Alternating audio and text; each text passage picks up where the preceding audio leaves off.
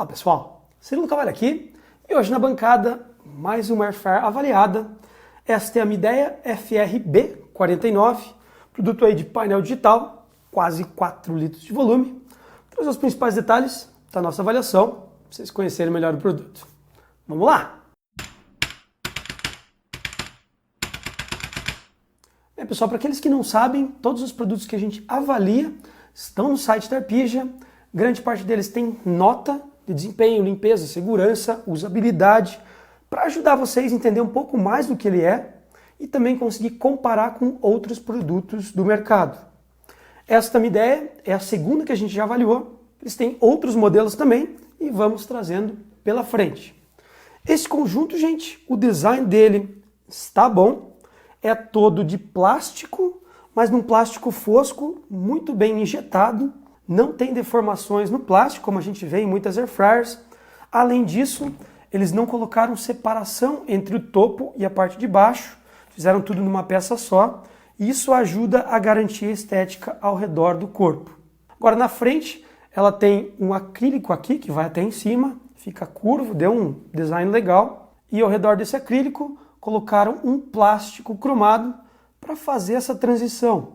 Visualmente agradou. Claro, gente, que vai de gosto, mas ficou uma coisa pelo menos diferente. No pegador, ele é plástico fosco também, mas fizeram um detalhezinho aqui na frente para combinar com o acrílico, então deixaram ele lustroso também. A alça é boa, cilíndrica, e ela é rígida.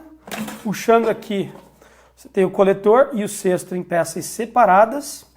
Ele é bem estável, não fica para cima o cesto, ficou bem alinhado. O botão aqui removendo essa peça de acrílico do caminho, você aperta com facilidade e aí separa. O cesto tem quase 4 litros, eles dizem ter 4, mas aqui deu 3,7 até a boca. Não tem marcação de nível máximo. Visualmente ele ficou interessante, com um antiaderente bem legal por dentro, mas por fora parece que não terminaram. Ele ficou fosco, deixa manchas com facilidade, mas suporta riscos tanto quanto dentro. Mas, esteticamente podiam ter feito algo um pouco diferente. Aqui eles colocaram uma borrachinha para você não ter barulho quando batendo no coletor. Foi bom colocarem isso, mas tem que ter cuidado que essa peça solta com facilidade. Olha, acabei de derrubar até. Então quando você lavando, tem que cuidar para não perder.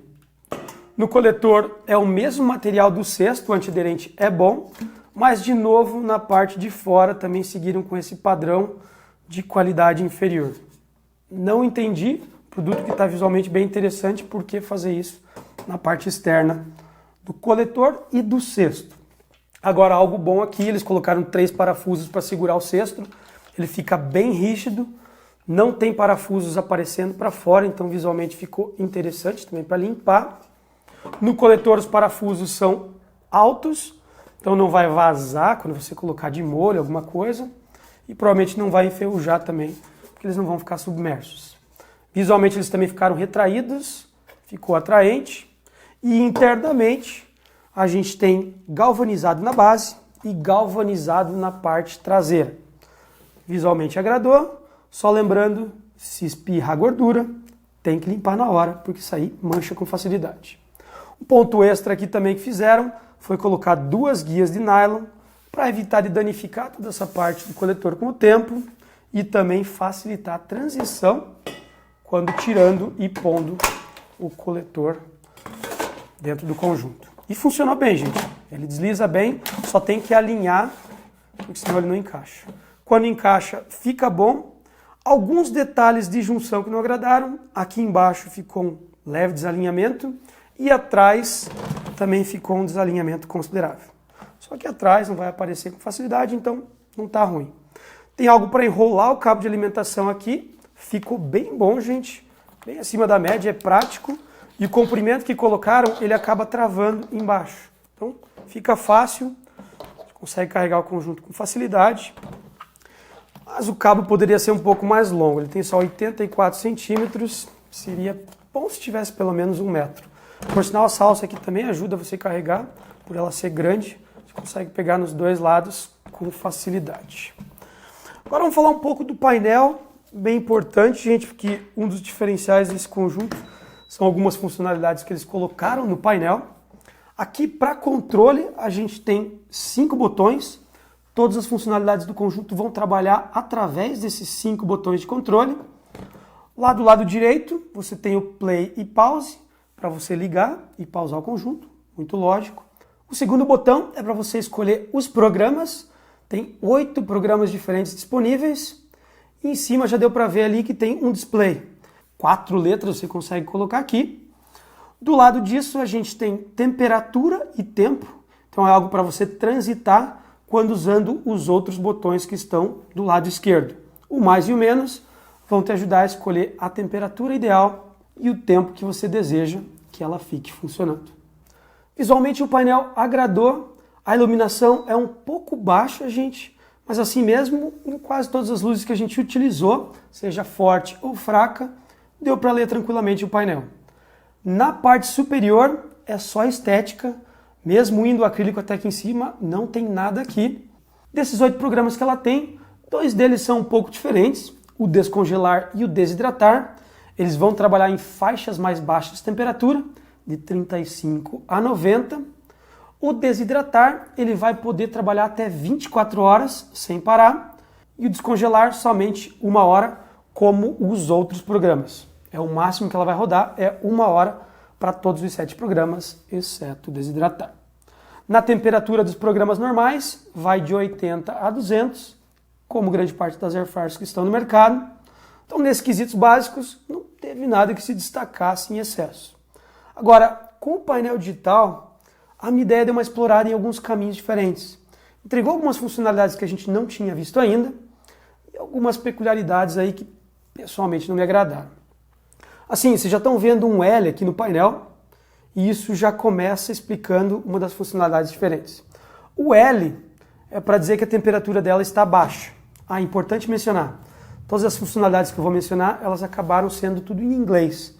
Então, ponto negativo aí, seria legal se fosse em português, mas eu até entendo que grande parte delas ia ser difícil conseguir se comunicar só com 4 algarismos em português. Mas vamos lá. O L é para low temperature, então ela está em temperatura baixa. Quando o produto não está em funcionamento, está ligado na tomada, e ele está em uma temperatura acima de 70 graus, ele vai aparecer um H, dizendo que está em high temperature. Então, é um indicativo de segurança, algo que pode ser interessante para muita gente. Agora, um dos pontos que não me agradou é assim, eu estou querendo fazer ela funcionar. Como é que eu vou ligar? Normalmente a gente vai lá, aumenta a temperatura, baixa a temperatura, só que aqui os 3 botões de controle, eles não vão funcionar até eu ir lá no menu e escolher um programa. Depois que eu escolho o programa, aí eu estou livre para programar a temperatura e programar o tempo. Pode ser pouca coisa, gente, mas se eu quero ligar a Air Fryer rapidinho, eu vou chegar lá e ela já vai começar ainda num programa que eu nem uso muito, o descongelar. Então eu tenho que ir lá, selecionar o menu, pular o menu para de repente batata frita, para daí eu entrar na configuração básica, que no Air Fryer digital eu posso chegar lá e só escolher a temperatura, só escolher o tempo e botar para rodar. Então, esse é um ponto que pessoalmente não agradou. Mas assim, se você não tem problema com isso, vai ser prático, porque a resposta dos botões é boa e depois que você já está no menu, fica fácil transitar entre eles. Agora, outra funcionalidade legal é que ela vai fazer o pré-aquecimento em quase todos os ciclos. Só não vai fazer no desidratar e até nem faria muito sentido fazer no desidratar. Então, quando eu dou play aqui, está em 80 graus, ela vai mostrar on, que ela ligou. Por sinal, gente, eu vou entrar em ruído depois, mas ela agora está ligada. É um dos produtos menos ruidosos que a gente já testou até agora. Agradou bastante nesse sentido. Vamos deixar ela aquecendo, para vocês verem daí a próxima funcionalidade. Outro ponto interessante é que se eu abrir ela, ela desliga e vai mostrar que está aberta. De novo, em inglês, open. Então aí vocês veem os 4 caracteres, algo legal. Mais um ponto interessante do conjunto, e esse até demorou para a gente descobrir. Se você desliga ela da tomada, ela vai voltar do ponto onde estava. Agora não está mostrando o tempo, porque ela está pré-aquecendo. Ela só vai começar a contar o tempo depois que ela bater a temperatura, neste caso, de 80 graus. Quando ela bate os 80 graus, aí ela vai dizer add de novo em inglês, dizendo para você acrescentar o alimento e dali ela já vai começar a contar o tempo. Ela não para, então para aqueles que de repente não curtem a ideia do pré-aquecer, olha lá, add. Para aqueles que não curtem a ideia do pré-aquecer, não tem problema, ela já está começando a rodar e ela vai começar a contar o tempo. Então já está ali, 10 minutos e vai começar a contar. Então só para mostrar para vocês, desliguei ela da tomada e gente, mesmo que ela fique desligada por uns 10 minutos, ela ainda vai voltar no programa e até ligada. Então caiu energia ou algo do gênero, ela vai responder sem você precisar programar tudo de novo. Agora, outra peculiaridade do conjunto, então deixa eu pausar aqui, na verdade eu vou desligar. Segurando o botão ele desliga. Se eu quiser selecionar o desidratar, colocar 12 horas, por exemplo, mesmo segurando o botão, ele pula de 10 em 10 minutos. Então você tem que ficar com o dedo segurando ali por um bom tempo até chegar no tempo que você desejaria. Então, pessoalmente, acho que poderia ter uma forma de correr mais rápido este tempo. Último ponto, que é uma peculiaridade que não agradou, é que se estiver correndo o tempo em um programa específico e eu for ali mudar a temperatura, o tempo vai voltar para o início. Então, supondo, né?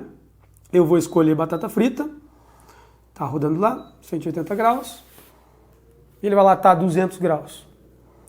Quando eu quiser mudar para 180, caso eu queira, e já tenha rodado 10 minutos de ciclo, assim que eu mudar, ele vai voltar para a programação inicial.